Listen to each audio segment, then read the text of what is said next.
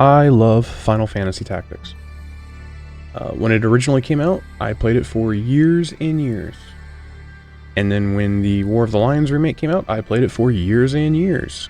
In fact, just before I got Ivalice Chronicles, I played a challenge mode run on War of the Lions version of the game, where I could only use Ramza and 4 generics, and each of them had 2 random jobs that I could pick from. So, for example, Time Mage Thief, etc., etc. And I played that all the way to completion. I love this game. It's probably my favorite or my second favorite game of all time. And when I heard that they were putting a hard mode, Tactician, into Ivalice Chronicles, I wanted to break the game wide open. So that's what I set out to do.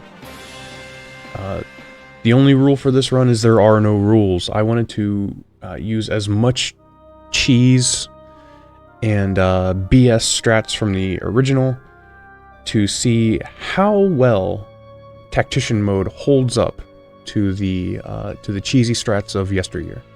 So let's take a look. Now, I had 8 things that I had concretely written down that I wanted to try, and honestly, the game lasted longer than I thought it would. I thought it was going to fold like paper towards the end of Chapter 2, but it actually held out pretty well until then. So let's take a look at the 8 things that I wanted to try. We have Ramza in his special Squire class with dual-wielding knight swords. We have the Arithmetician, number 2. Number 3, we have Excalibur on Orlando. Number 4, we have Auto Potions, specifically when you only have X potions. Number 5, we have Shirahidori and Low Faith. I actually didn't do Low Faith, I just did Shirahidori because Low Faith is kind of a pain in the butt to grind out early game, but I did do Shirahidori. 6, the new shortened charge times, specifically summoning. I want to see if those are viable now. Number 7, the new lift of the restriction of ribbons and perfumes. So in the old game, only women and Cloud could equip ribbons and perfumes. Now, they lifted that restriction. For whatever reason, God only knows why they made that decision.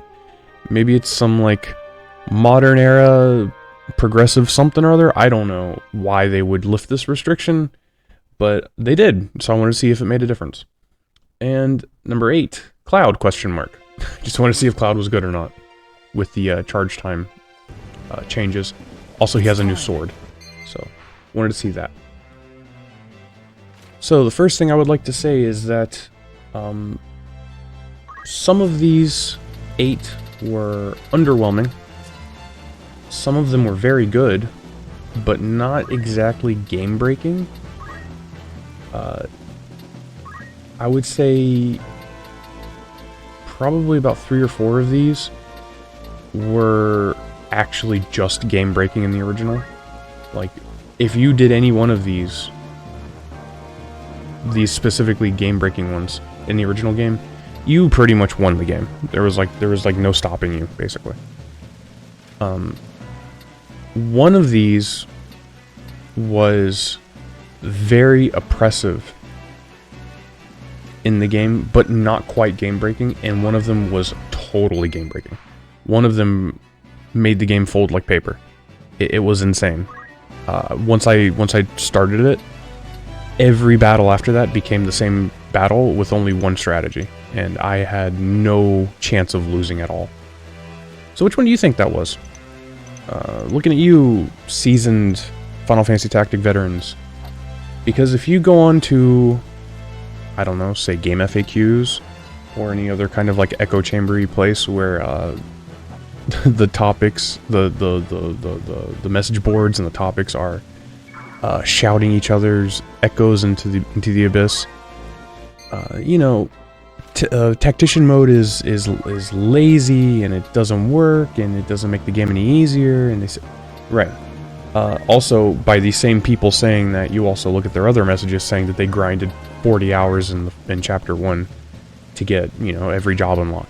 So, yeah, if you do that, of course the game's gonna get broken. I did play strictly without grinding.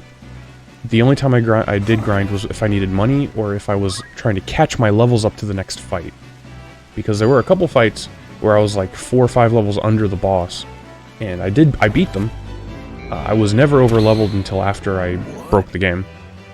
So yeah, which one do you think broke the game? Do you think it's Orlando, the arithmetician, the perfumes and the ribbons? You know, just tell me what you think. So I get my team. Ramza, of course, is going to end up in his regular squire job with probably an Excalibur and a Save of the Queen, or maybe a Defender or something like that. Dual-wielding Night Swords. Chamberlain is going to end up as a ninja, and also my thief. Dristan is going to be a samurai with monk powers. Bruce is going to be my arithmetician, but before he gets to that point, he's going to be my summoner. Merwin is going to be a dragoon, because I wanted to see if jumping felt better than in the original. And Rose is my healer, she's just my chemist. So she's going to be toting guns and learning orator job stuff so I can recruit them monsters for poaching. Spoiler, none of this really matters. The only ones that really mattered were Bruce, because he was my arithmetician, Rosa because she got monsters, and Chamberlain for getting the thief. I guess Chamberlain mattered a little more because he was the ninja and he did a lot of work before I'd broken the game, so yeah.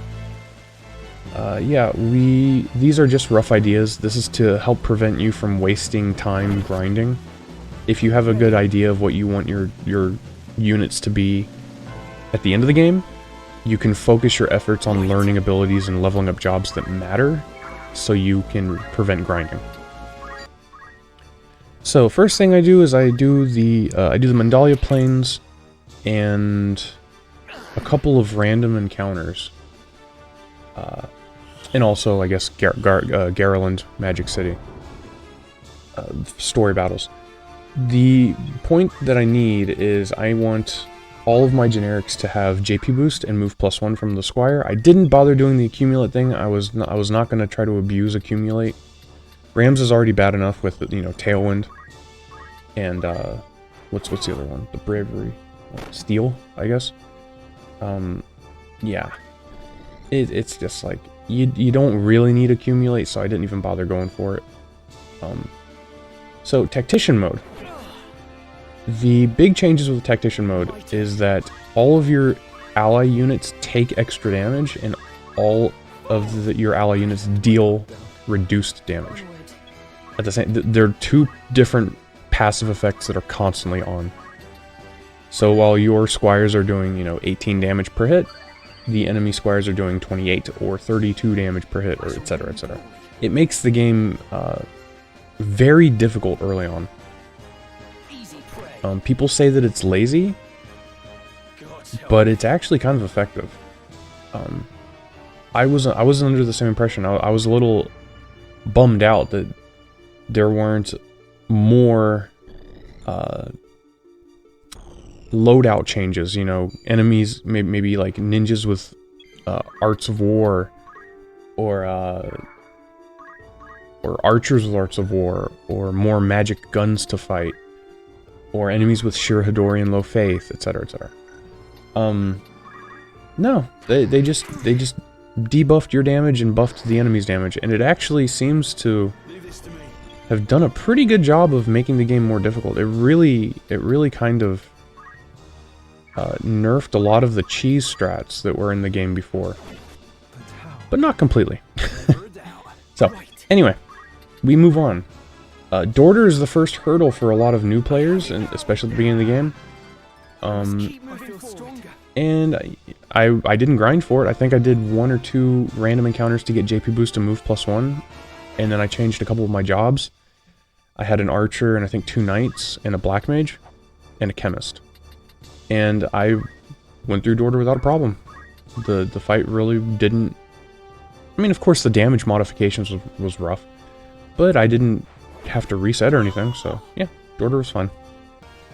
Fast forward to the Sandrat Siege in the Zeklaw's Desert. Yeah, the fight looks a little scary, especially with the damage fudging. But I got really lucky. Argith planted himself in the doorway and died. And then I just put Ramza behind him, and the enemies couldn't get out. It's time. And the AI didn't bother using the back exit. Just the one monk, like usual. So they were just stuck there in front of the doorway and not really moving. And I just peppered them with fire spells, and I pretty much beat that level handily. Over here at the Brigand's Den, we have our first boss fight against Maluda. Maluda is what we consider boss character of this game, of Final Fantasy Tactics, I should say. You beat the boss, and it ends the level. You don't have to worry about the peons. However, bosses usually do more damage, they have better gear, they have higher levels.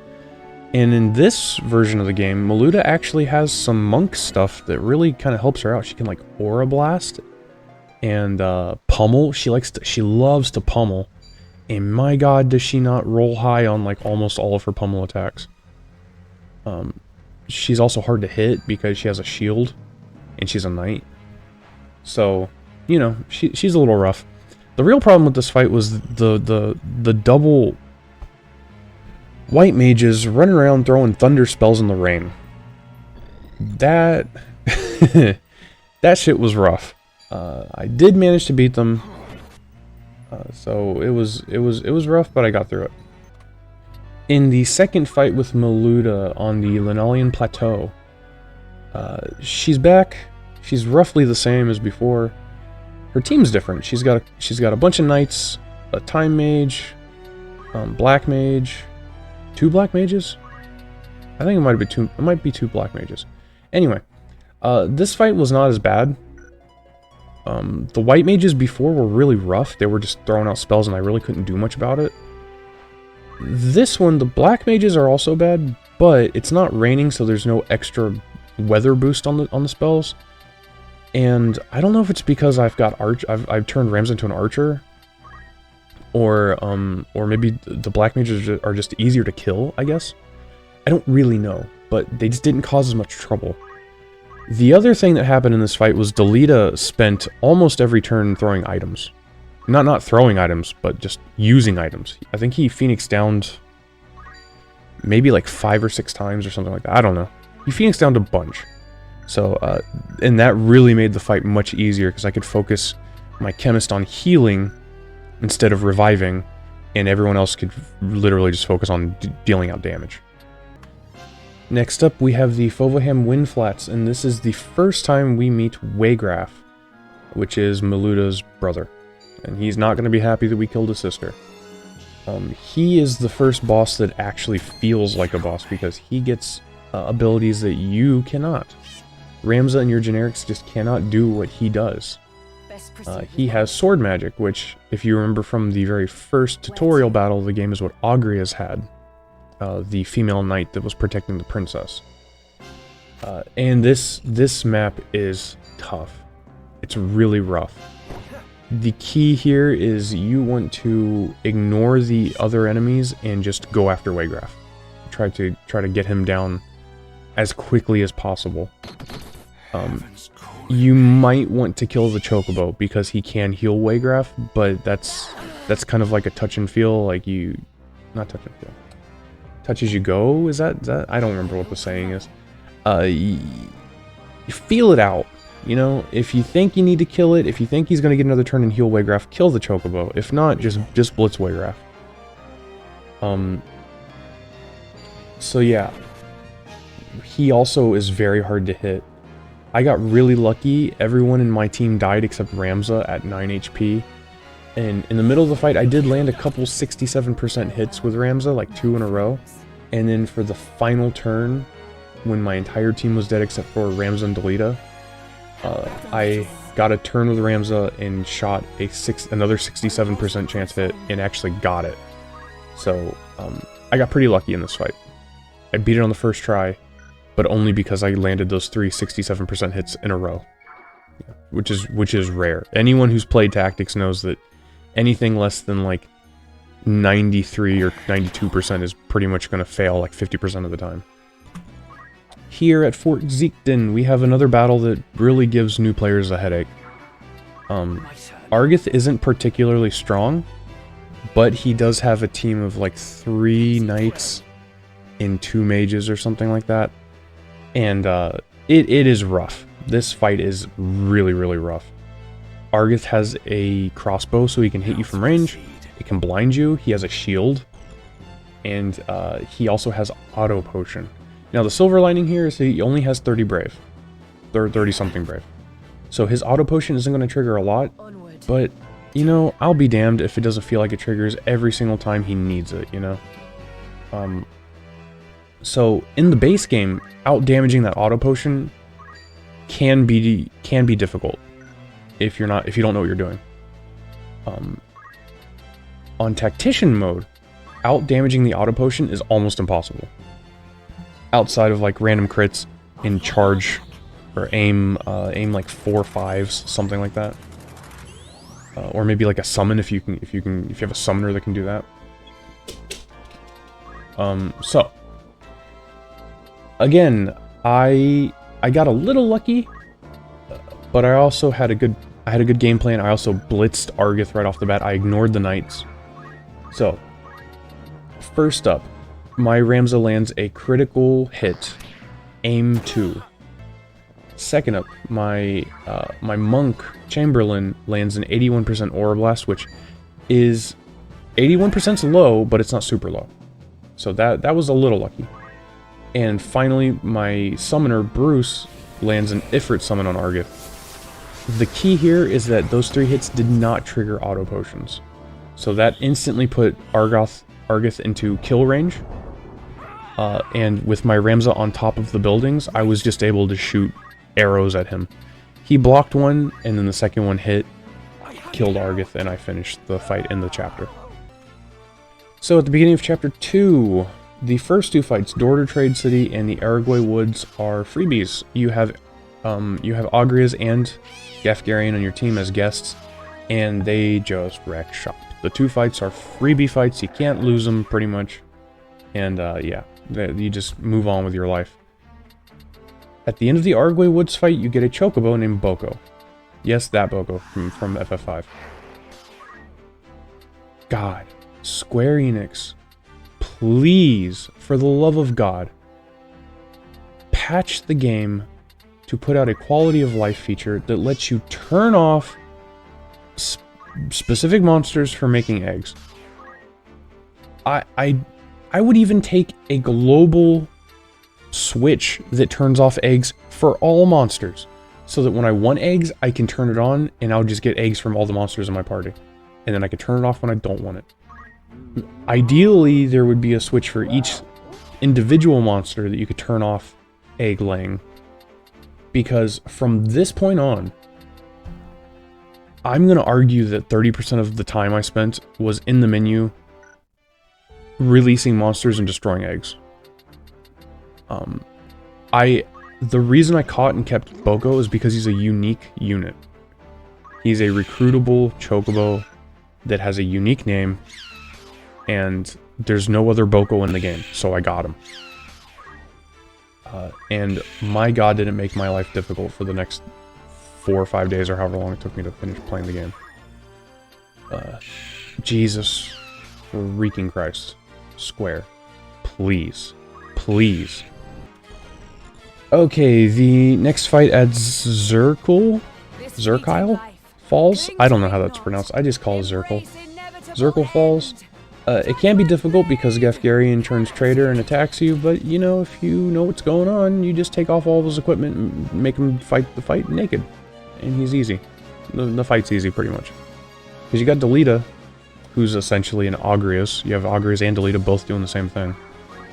And you also have the princess running around distracting enemies and whatnot, so, you know, pretty easy.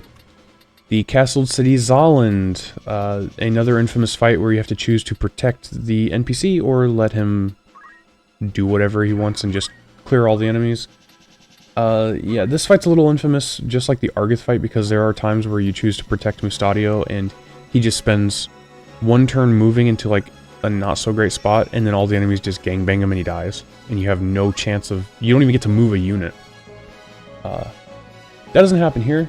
because I choose not to protect him, and because I didn't choose to protect him, he was smart and ran away and shot people from a distance, like he should always do. But yeah, finish this without trouble. I'm going to go ahead and gloss over Balius Tor with the double summoners on the weird map with like the ridge in the middle. There's not a ridge, but like a mountain or a hill in the middle. And then I'm also skipping over Chigolith Fenlands with all the undead because it was completely easy, nothing happened. Go Glow Town can be difficult in the original, but like my team is roughly the same level as all of the enemies, and I'm not really getting challenged that much. I took care of Go Glow Town really easily and recruit Mustadio. I also do the Balius Swale and recruit Augury without any trouble. Tactician mode, it seems as I'm leveling up and getting stronger, the damage modifications are still playing a part. They're just not as devastating. Also, I've been rocking Auto Potion all my people. So Auto Potion's chef's kiss. It is great for the early and mid game.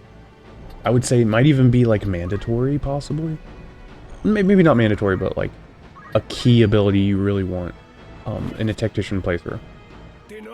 Here is the Golgolata Gallows, my personal hell.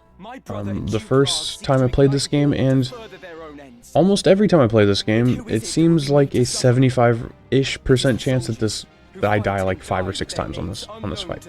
I don't know what it is about this fight. And the damage fudging on Tactician was really scaring me.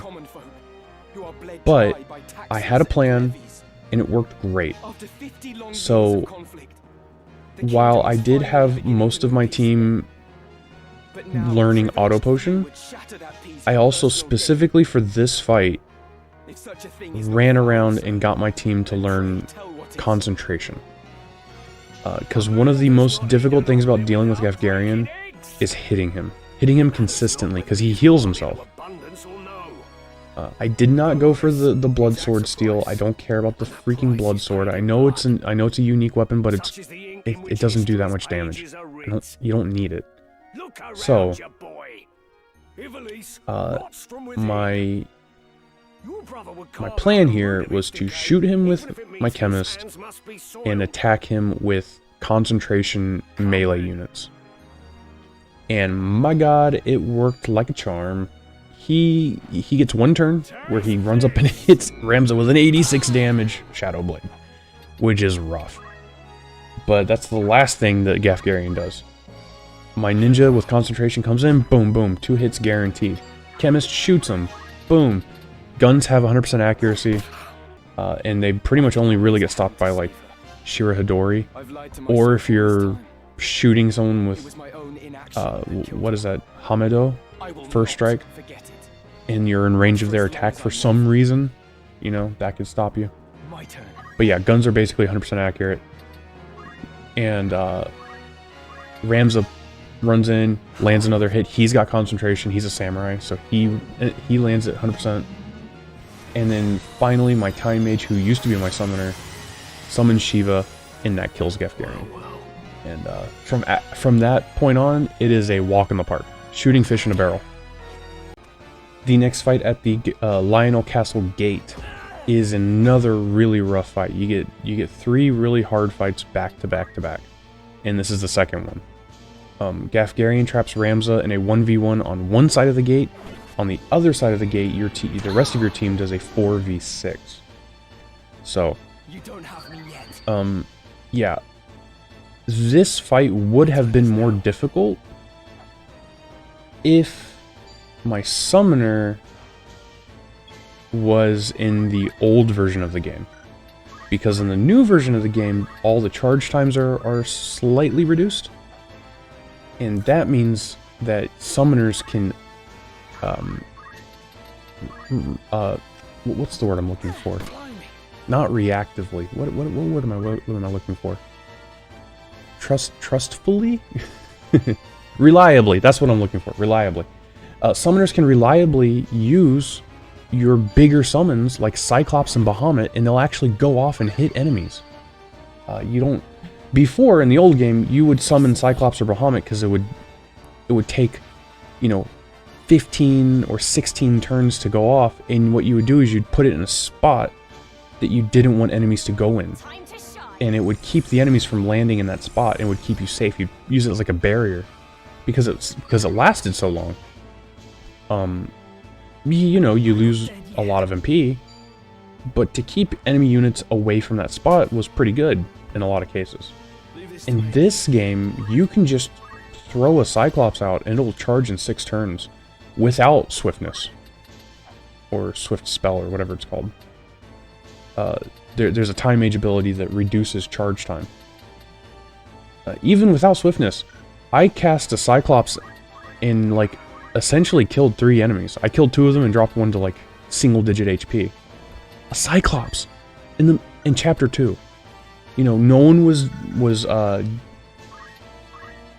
what is it? Don't moved, disabled. I think that might be don't act. No one was debuffed in any way.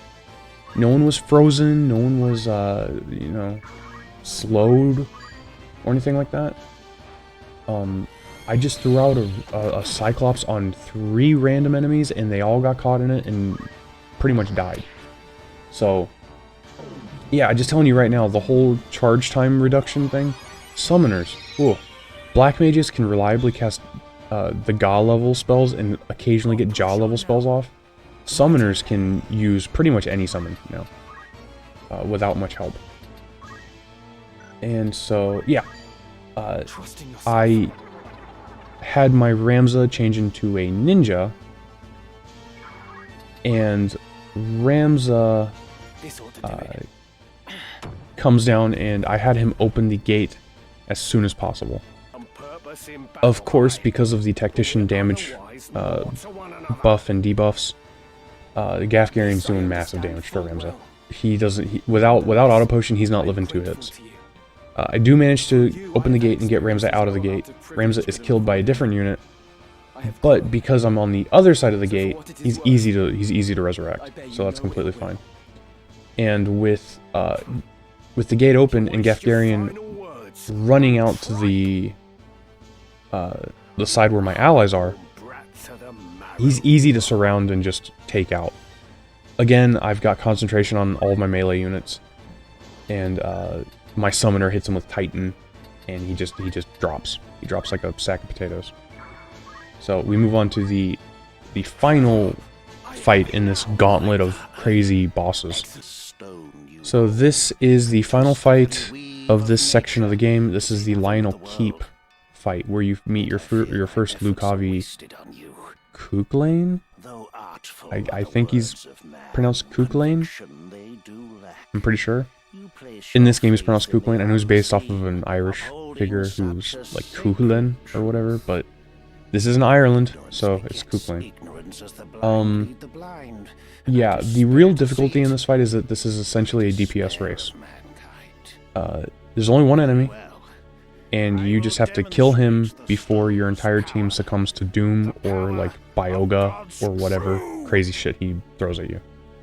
So, the really big problem here is on the first turn, before any of your units can move, he goes up, he usually hits 2 or 3 of your units with Nightmare, which will either put them to sleep or doom them.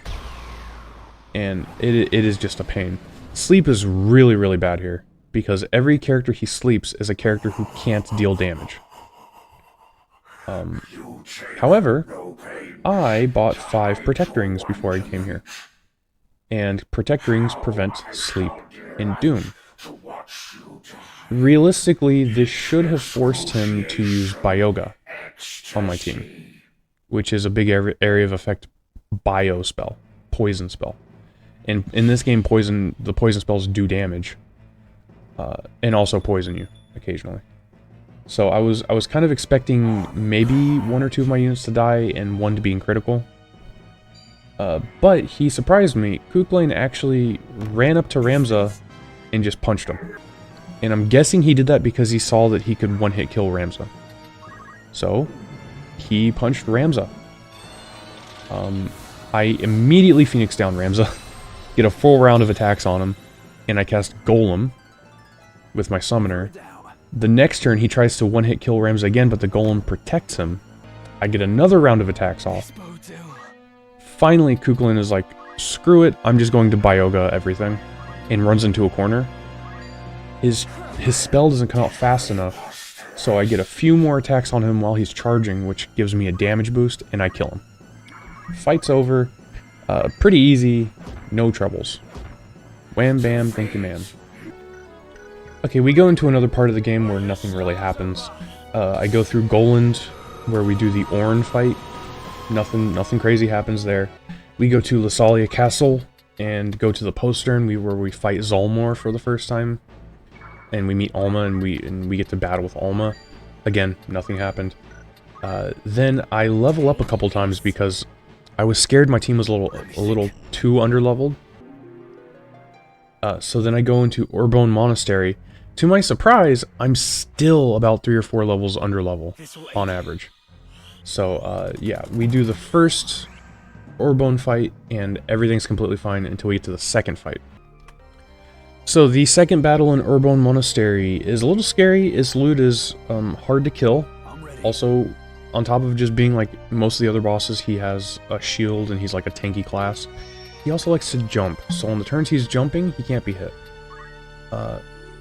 So, in case you haven't noticed a pattern going on here, accuracy is king. Being able to hit your enemy bosses without worrying about their shield is king. And I found it's even more important in Tactician mode, when you absolutely have to have that extra damage going through. Most beginner players would immediately go for, like, breaking his shield. Nah. Don't worry about breaking shields. I shoot him twice, I hit him with a Cyclops summon, and then I shoot him again and he's dead. Guns and summons. That should be the name of the video. Maybe I'll name the video Guns and Summons, but I don't know. Yeah, it was not a tough fight. I breezed past it because I just shoot him a bunch. And we're moving on to the actual infamous fight of this part of the game. So the third and final fight of Urbone Monastery is, once again, we're facing off against Waygraf. And once again, just like Kukulin, the first turn is the worst, because you're forced to put your team in a certain position, and it's like this little box, you have to put all of them in there, and he will just, 9 times out of 10, he'll run up and rock 3 of your dudes' shit with a sword spell, and either kill or freeze 2 or 3 of your teammates, right off the bat. Also, again, he's a tanky class, and he has a shield. It's hard to hit. So this fight that I had did not stray from that. It pretty much went that way, and I got unlucky. He ran up and Judgment Bladed 2 of my units. My mage, which I was really counting on for like a hard-hitting summon. He Judgment Bladed Mustadio and my mage. I was counting on for guns and summons. Guns and summons, right?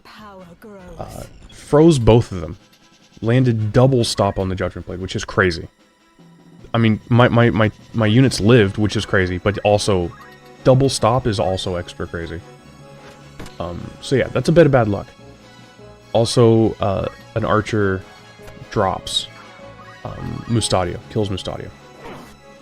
So I do get to shoot him once with Rosa. Then I had a little more bad luck because my ninja rolls up and gets his double hit with concentration.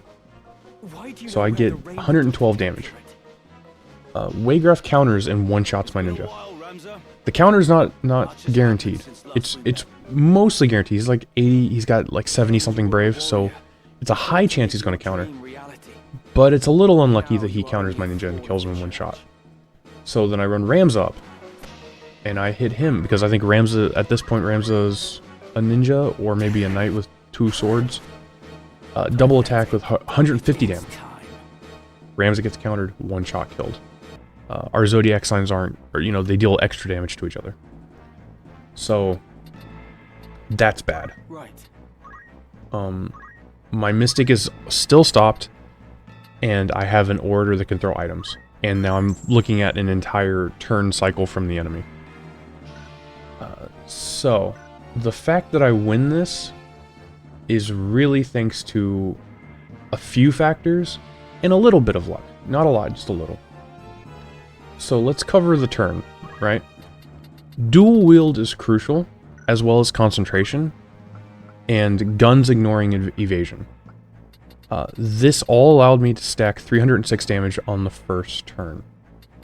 So, on the next turn, Waygraf spends his turn Judgment Blading Rosa. She lives in auto potions, keeping her health up, so she can get another turn. Rosa shoots Waygraf, puts him in critical, one more shot, and I win. However, Waygraf gets potioned by one of his allies. This makes my Orator unable to kill him on the next turn. Rosa gets shot by an archer. If her auto potion didn't go off before, she'd be dead right now. So I can't kill Waygraf with her, and Rosa also has a fire spell on her. She's not getting another turn after this. She is 100% dying before she gets another turn. So I select attack and train it on Waygraf to see the damage, and of course I already know it's not going to be enough. And I just contemplate, like, just giving up and retrying. But then I notice that my Ninja and Mustadio actually are next in the turn order, even though they're dead. So I have an idea. I'm going to throw a Phoenix down on my Ninja. He'll immediately get another turn, which he does. And then because he's got concentration, he's going to get 2 hits on Waygraf for 112 damage and kill him. And that's exactly what happens. I Phoenix down my Ninja. He gets up. He hits Waygraf. I win the fight in the first try. When I'm like 5 levels lower than him, or 6 levels or something like that. And I should not have won this fight, but I did. There are so many things that happened in this fight that needed to happen for me to win. Concentration. If my Ninja didn't have concentration and I resurrected him and sent him to go attack Waygraf from the side, we're looking at maybe like 60-something-ish% chance for 1 hit. 2 hits, he's not hitting both those hits. Period. And 1 hit would not have killed. He had to have hit both hits to kill. That would have basically been impossible. If I had an archer instead of someone shooting guns like a chemist, I would not have been able to kill him because he would have blocked the arrows.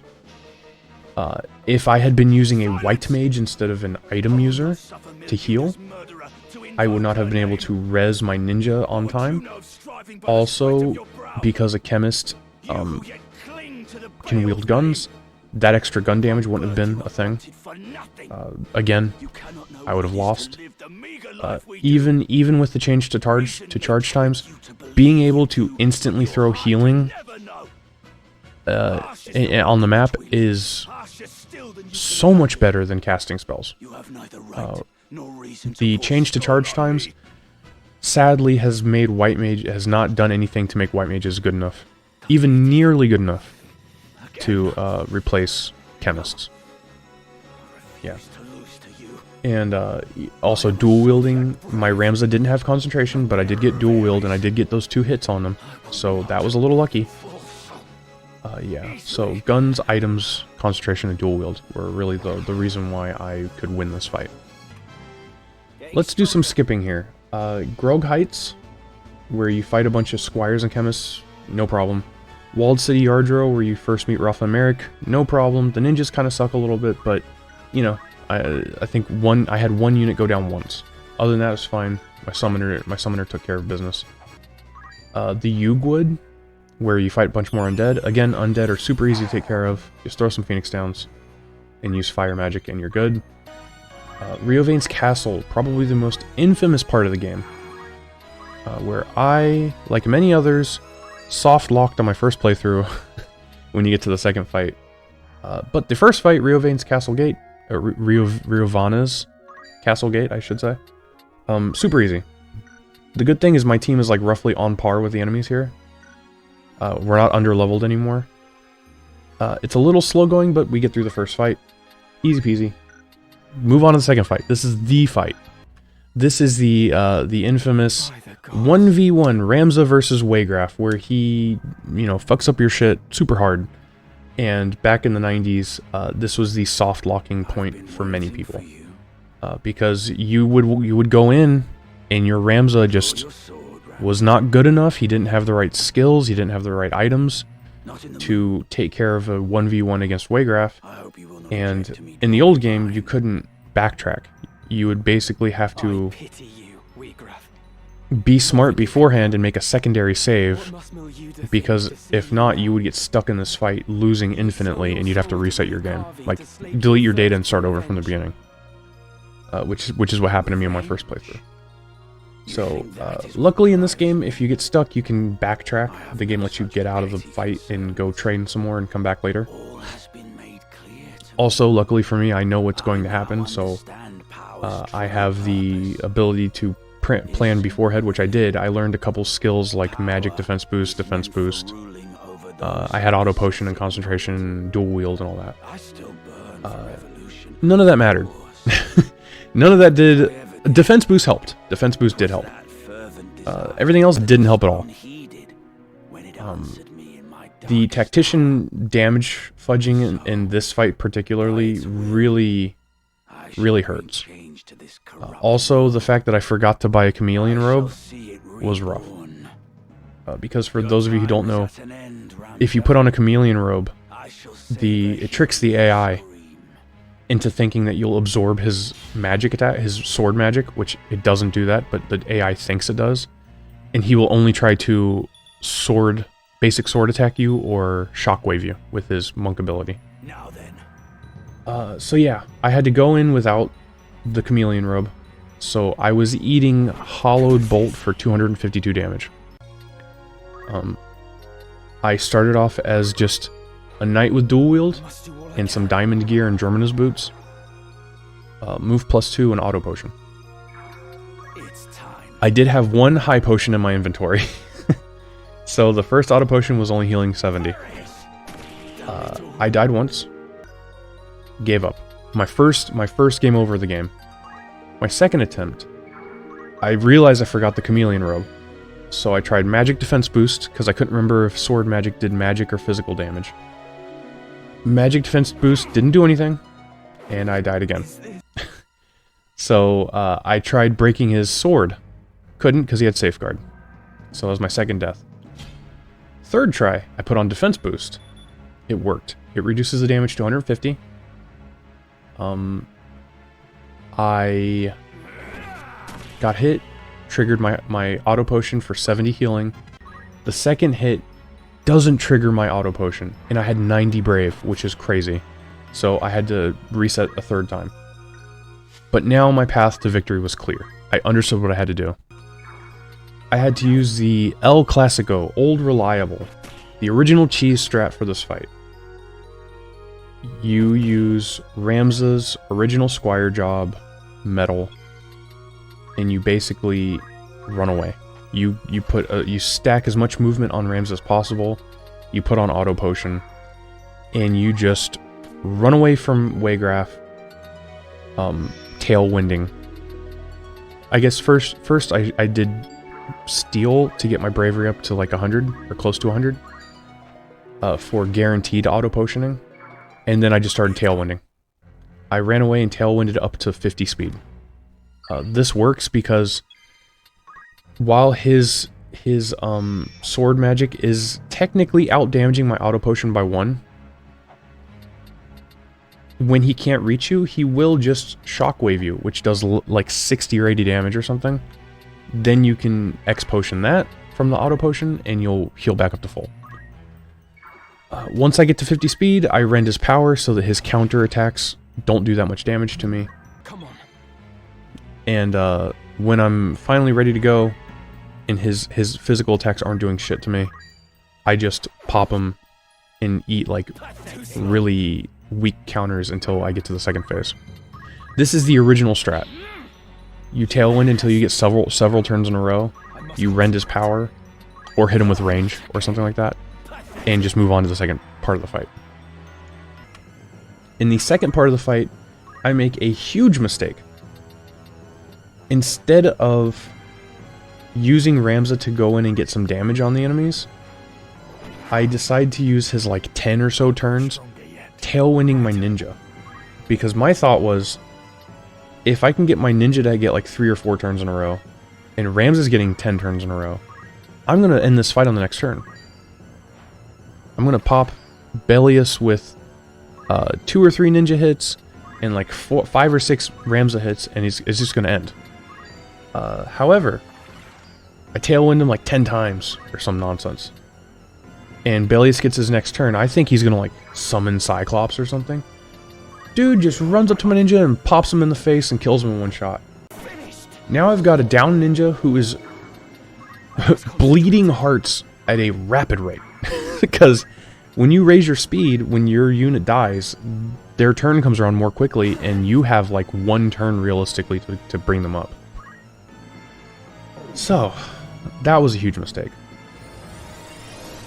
I do manage to cast Cyclops on Ivalice and a couple of the enemies. Ivalice also gets to cast Cyclops, which drops my whole team. Right before the enemy Cyclops goes off, I do manage to Phoenix down the ninja, and the ninja is 1 space away from the Cyclops. So he lives. On the next set of turns, my ninja does run up and get 1 attack off onto Ivalice, and then I get to hit with Ramza a bunch, and I win the fight. Thank freaking God. I almost lost the second half of that fight. And I would have had to start back over from phase 1 and tailwind it up to 50, and if I had lost that fight, I probably would just turn off the game right there. Because I was not in the correct mental state to tailwind to 50 speed again. Yeah, but thankfully I won, so that was good. Now, for the last fight of this gauntlet, we get another fight that is crazy hard. Usually it's crazy hard. You have to protect Rafa, and she starts up on the roof with all the enemies. So, Elmdor will use Murasame or Muramasa or whatever Masamune. I don't know which one he uses. And it hits Rafa and confuses her. The 2 assassins will then usually try to target her and kill her. Or they will target your team, and they have like a ranged ability that's 100% accurate that stops a unit. Or if they can manage to get next to you, they have an instant death attack that's 100% accurate. I don't know if this was changed for Ivalice Chronicles, but for whatever reason, Elmdor does the same thing. He goes for Rafa and confuses her. That's normal. The 2 assassins, one starts casting Ultima on Ramza, the other one physical attacks either Ramza or my ninja, one of the 2. I don't know if they don't have their assassination skills in this version, but they didn't use them in my fight. I didn't have protection against stop and instant death, so I'm guessing it was a little change to the fight to make it a little more fair, because you would get stuck on this fight. They would just instantly kill Rafa or neuter half your team on the first turn. So, you know, thankfully this happened, and because the assassin was charging Ultima, I was able to throw an item at her and then run up and attack her with Ramza and kill her, which ends the fight. You only have... Technically, all 3 of these enemies are bosses. You only have to get one of them down to critical health to end the fight. So, yeah. That was nice. Got that on the first try. So, after the Riovanis Castle stuff, after we take care of the rooftop, I decide to grind a little bit and to poach monsters. I decided to do some farming to poach monsters, because poaching monsters gets you a bunch of really good equipment. You get some... you can get some good pole arms, you can get some good spears, or lances, or whatever they're called. Best proceed with caution. Also, you can get some really good stuff from pigs. And I remember this. And I remember that there's a pig in the Beowulf side quest. So I go trigger the Beowulf side quest. The first 3 fights, nothing really important happens. I do catch a pig, and I do steal a gun. And not just a gun, a magic gun. So the final fight was a little rough. It was hard keeping Raze alive, and I think I lost the fight maybe like 3 or 4 times. But I eventually win it, and we get Race, we get Beowulf. The important thing here is we got the pig. And from this point on, the game's broken. I have officially broken the game over my knee, and every fight is exactly the same. I was gonna make like a full like let's play video going over all the fights and how things went, but instead I ended up making this condensed version, like a little one-off video for the whole playthrough, because from this point on, every single fight is exactly the same. It's boring. There's no thrill, there's no risk, there's no challenge. All because I caught a pig. So, from this point on, I just grind and get the Platinum Trophy, which involves mastering every job on one character, so my Ramza gets to level 99. I do all the, like, the job-specific stuff, like landing, the dancer's dance that causes status effects, landing it on 5 enemies at a time or something like that. There's like a bunch of those. And so I also test a bunch of my previous 8 points that I had listed out that I wanted to test. I tested all those. So let's just go over those. So, number 1. The dual-wielding knight swords on Ramza's Squire class. There's not much different here. It's arguably better in Tactician mode. Because in Tactician mode, with the damage changes, utility is more valuable. Things like haste, slow, stop, toad. Toad is pretty strong in Tactician mode. So Ramza's Squire ability to Tailwind and Shout and Steal are much more valuable than in a regular playthrough. However, the dual-wielding Knight Swords is less valuable, because he just doesn't do as much damage. So, you know, it's like a... one part is up, one part's down, so it's roughly the same. Not much change. It's decent. It's not the best thing you can do with Ramza, but as long as you have his metal, anything he does is fine. Number 2, Arithmetician. Now, the problem with Arithmetician in the old game is that you would start your game, you would start the fight, and you would put chameleon robes on all of your teammates, and then you would get your Arithmetician to go first, and you would holy. You'd holy every unit on the map. And it would, because you would boost your magic really high, you would just annihilate everything. One shot, 80% of the enemies, full heal your team, and then you're stuck fighting one enemy in critical health every single fight, and it would just annihilate them, essentially. So yeah, that was fun. In Ivalice Chronicles, they actually nerfed Arithmetician's damage specifically on top of the original damage modification stuff. So Arithmeticians suffer the regular penalties as all the other units, on top of an Arithmetician specific debuff. And actually, it really does make a big difference. My Arithmetician was like, I would need to use 5 holies, 5 or 6 to bring down a lot of enemies, because a lot of enemies also had boosted HP. And yeah, my Arithmetician was not nuking enemy teams in the last part of the game. It just wasn't doing it. However, Arithmeticians are still incredibly broken. You don't need to You don't need to nuke the enemy team to have your arithmetician just take over a fight. The like 120 to 50 damage they do to every enemy is still pretty dang good. But it's nothing compared to full healing your entire team every single turn.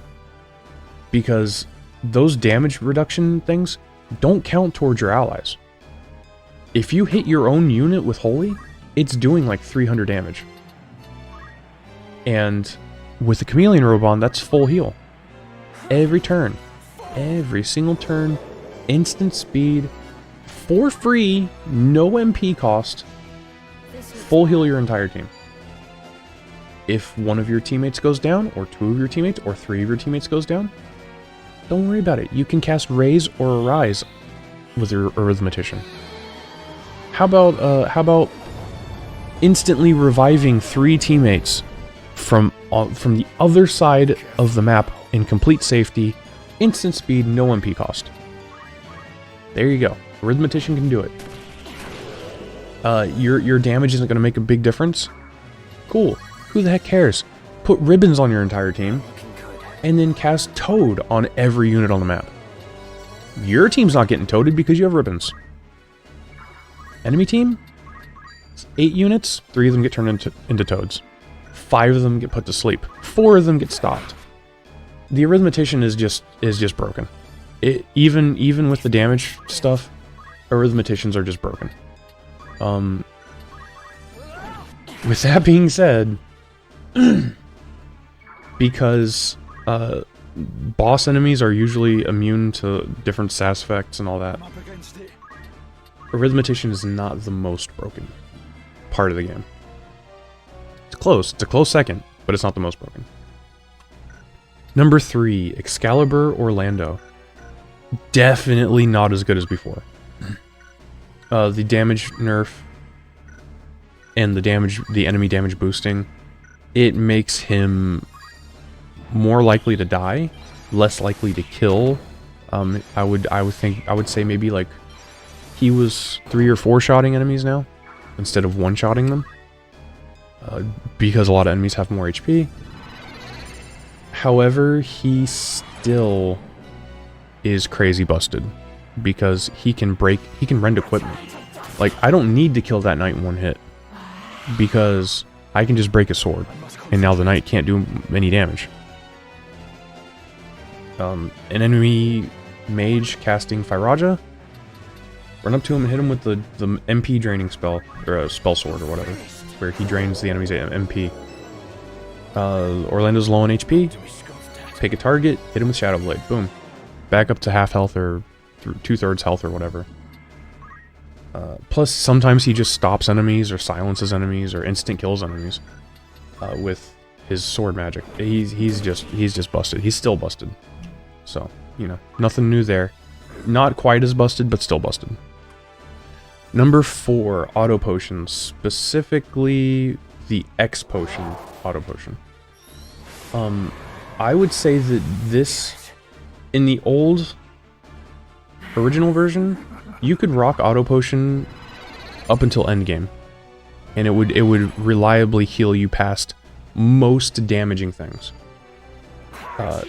Auto potion is almost unusable in the late game here, because most of the big enemies will just one-shot you, and most of the generics out-damage auto potion.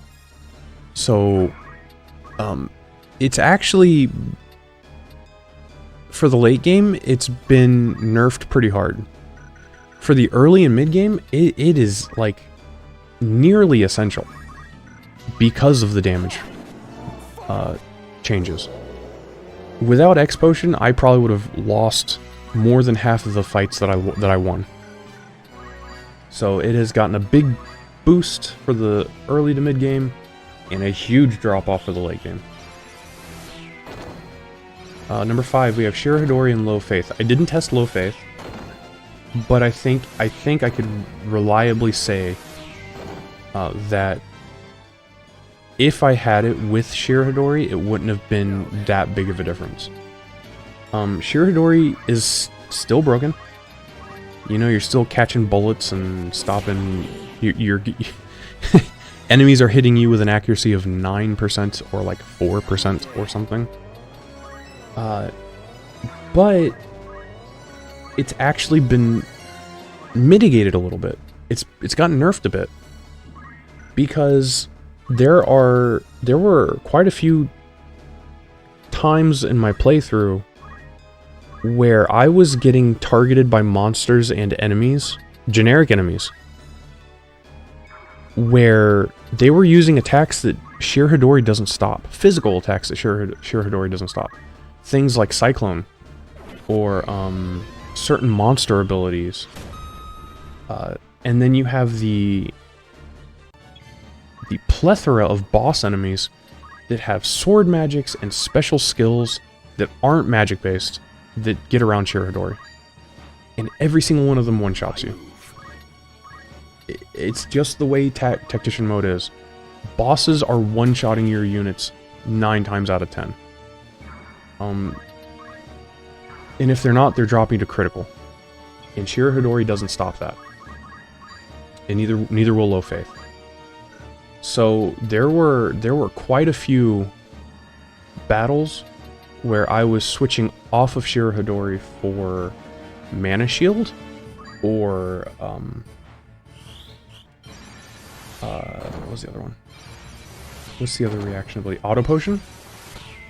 Because it just wasn't stopping a specific enemy doing a specific move that was just like wrecking my team. Yeah. It's still very, very good. It still makes the game much easier, but it's not quite as broken as it was before, in my opinion. That's from what I played. Number 6, the new charge times, the shorter charge times, specifically summoning. Wow, whoa, wee, wow. Summoner is legit. I used my summoner through the entire game. I mean, I had him as a arithmetician for the end. But there were times where I just didn't want to arithmetician... what is it? Calculate. I didn't want to calculate or whatever. A holy spell or whatever. And I just ran up and threw a Cyclops down. And hit like 4 units. I must concentrate. Yeah, you don't even really need swiftness. You don't even really need it. Or what is it called now? Swift Song? Swift Spell? Or whatever? You can just cast your high-level spells and there's like a good chance they're just going off and hitting people. We're talking meteors and flares and stuff like that. I think Meteor and Flare had a little less reliable thing than Cyclops and Bahamut, but I landed Cyclops and Bahamut several times during the playthrough. From like Chapter 2. So, yeah, man. Summoners are legit now. Skipping number 7 and going on to number 8 is Cloud with the new Enhanced Materia Sword, or whatever it's called. I had Cloud for a little bit, and I was using all kinds of broken shit alongside of him, so he was still super underwhelming. I didn't even learn his like last 2 abilities, and even with shorter charge times and better magic with his enhanced materia blade, his damage on the Tactician still wasn't that great. It was not impressive. 9 times out of 10, his weird blade beam ascension dynamic thing, where like one attack does damage equivalent to his lost HP, and one of them does equivalent to the enemy's lost HP. And also finishing touch, casting stop, stone, or instant death. Those three abilities outshone his regular damaging attacks. Still, with his enhancements. And actually, those 3 abilities got better because of the charge time thing. So, yeah, he's still pretty bad. It's still rough. His new sword's cool. It gives him like +3 magic or some nonsense, but he just, sadness. Still didn't get any justice for Cloud in Tactics. Here we go, saving number 7 for last. The removal of the ribbon and perfume restriction. This is hands down the biggest game breaker in the game. After I got the pig, and I think, what was the one that gives ribbons? Was it the behemoth? One of the behemoths give you a ribbon, I guess? I don't remember. I poached 5 ribbons and 5 chantage potions, not potions, perfumes for my team. This was the single thing that completely broke the game for me. Before this change, I was shifting between Shira Hadori, Auto Potion, I was using Concentration, sometimes going into Magic Defense Boost or Defense Boost, sometimes Mana Shielding with like Chakra. Once I got those perfumes and those ribbons, everything changed. The game itself changed. Every fight, every single time, without exception, was spread out my team. 4 of my teammates run headlong into the enemy, recklessly just trying to do damage, while my arithmetician sat as far away from the enemies as possible, casting Holy on everyone because it would he had nothing better to do.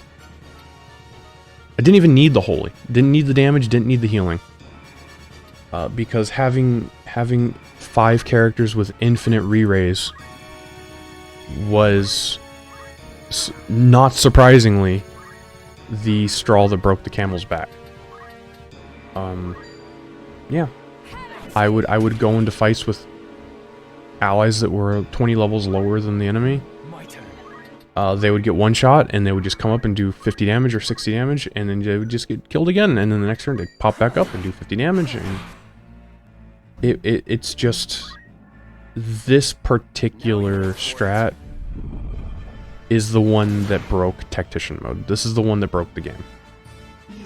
And with each of my and here's what the setup was. 5 characters with Ribbon, with Chantage, and with Safeguard. This was not possible in the original game. This strat is specifically only possible in Ivalice Chronicles. Because even if you wanted to use this strat, you couldn't use it in the original game for story fights, because Ramza could not equip a Ribbon or Chantage. The only male character in the game that could do that was Cloud. So in the original game, the best you could do is you could get 4 female generics, or like Agrias, Rafa, Raze, Meliadul. Those unique characters, or Cloud, with this getup. Like I said at the beginning of the video, I don't know if they changed this because of like modern political correctness or something. I don't know what the idea, why they would change this particular thing, but giving every single unit in the game the ability to wear a ribbon and Chantage was a huge mistake. The final boss, Midlight's Deep, nothing mattered. Absolutely nothing mattered. The only fight that made me change my setup was the Elidibus fight at the end of Midlight's Deep, because I wanted to learn Zodiark, so I had to have everyone as a summoner, and Chantage was not working, because you have to live the attack. You have to get hit by Zodiark and live. So I had to switch everything to Mana Shield, Chakra. But they still had Chantage and Ribbons. I couldn't rely on the Chantage to keep them up and doing things. I had to kind of like Mana Shield. I had to keep going with the Mana Shield so they get hit by the spell and live. Also, I needed to move, find item, the stuff on that level. Anyway, yeah, Chantage Ribbon was the end all be all of this run. That's what I used to break Tactician mode. Did you get it correct when you first at the beginning, at the top of the episode, at the top of the video, when I asked you which one you thought was the right one? Did you get it right? I don't know. Interested. If anyone watches this, and if anyone leaves comments, I'd be really interested to see what you guys thought. So thanks for watching.